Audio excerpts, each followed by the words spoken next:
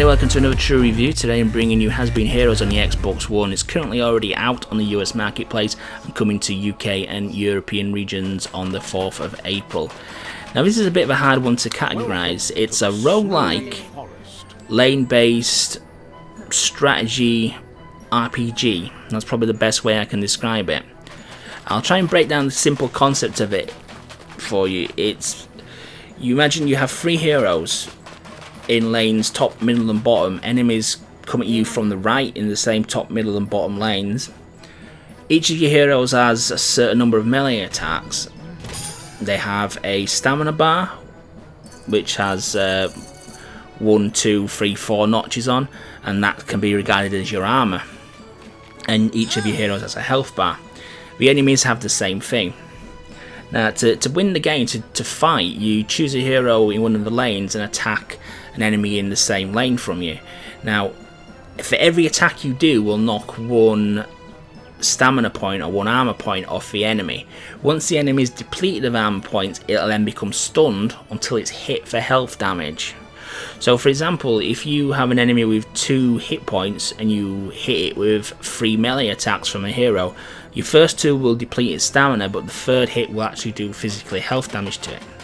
Or conversely, what the best way to do it is if you can match up the number of attacks with the number of stamina points it has remaining, it then becomes stunned and static on the playfield, and then you then attack it with your highest damage melee character to do the biggest amount of damage possible. Once an enemy does suffer melee damage though, they do bounce back on the lane a little bit, and they do regain their stamina bar again, so you have to once again deplete the armor. Your heroes work on the same basis, however they do not replenish their stamina bar, which makes the game very, very difficult and extremely unfair at times, but we'll get more into that later. But that's the basic concept of it. It is a very, very stop-start game as well, as you'll be able to see from the footage. There is a pause mechanic in the game, and a lot of your decision making will be made actually when you pause the action. So the game is majority of the time paused, and then a few seconds of action, then pause the game while you're making your next decision. So very, very stop-start kind of disjointed nature to it, and it's kind of like pedestrian but also manic and frantic at the same time as well. There is spells available to you to freeze enemies, instantly knock enemy stamina bars out, speed up the recharge of your abilities, things such as that. And there's an awful lot of these. There's literally hundreds and hundreds of spells, objects, and a good selection of other heroes to actually unlock as well. And that's the basic premise of the game.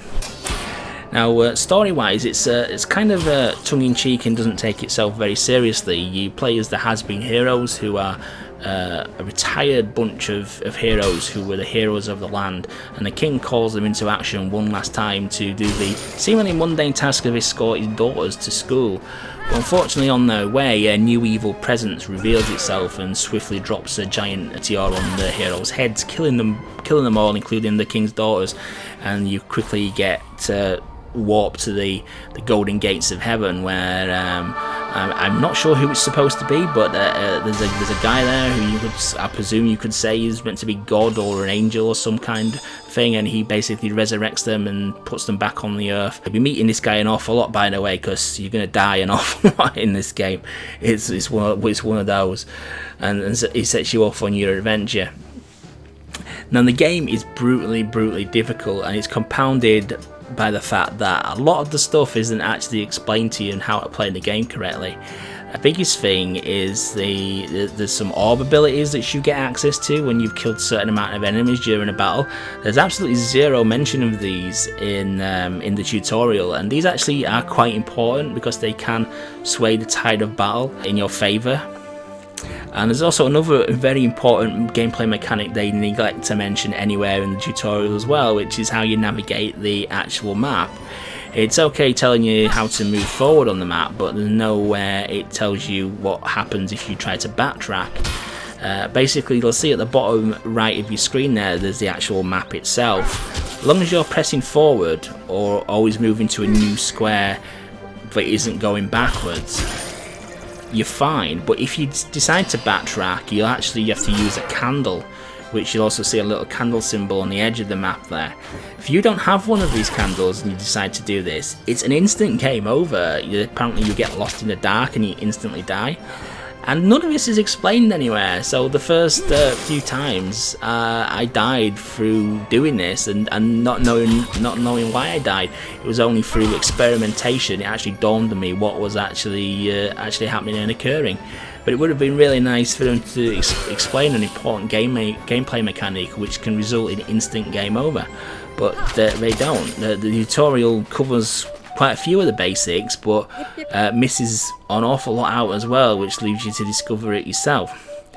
Now the game is a roguelike. You don't really retain anything when you die. You have to start again from the very first level.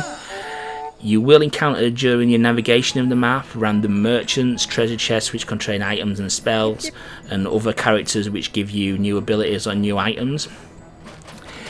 And this is another little bugbear I have with the game. The very first time you encounter a new object, spell or whatever, you don't know what it is, you're presented with a question mark, so you're asked to spend an awful lot of money, which is in very short supply, on a mystery item. Even when you buy the item, you then don't get to learn what it is. You then got to assign it to one of your heroes and hope it actually has some benefit to them. A lot of the time it won't, because you may be assigning a melee ability to a character who doesn't have many melee attacks, so they're not going to get the best from it. In subsequent playthroughs, if you encounter the same item again, you will know what it is then. But the problem being, there's literally hundreds of these items. I mean, some point during the video footage I will be scrolling down the items and spell list, and as you can see there's literally hundreds of these things to actually unlock, and it's going to take quite some time. And also with it being roguelike, it is one of these where it's a case of playing, dying, unlocking a few more things, and then getting that thing again. Because you know what it is, you can then assign it to the correct character, which strengthens him up and then will allow you to progress that little bit further. But it's a very, very long-winded, tedious progress. It's one of these games where you will make half a step forward maybe every 5 or so attempts at the game, but whether people are going to persist with that level of repetitiveness, I simply don't know. I mean, I've got about 10 to 15 hours in this at the moment, and I've only just beat the first boss once. It's that difficult and that hard to get into. It's just a case of repetition for very, very small gains.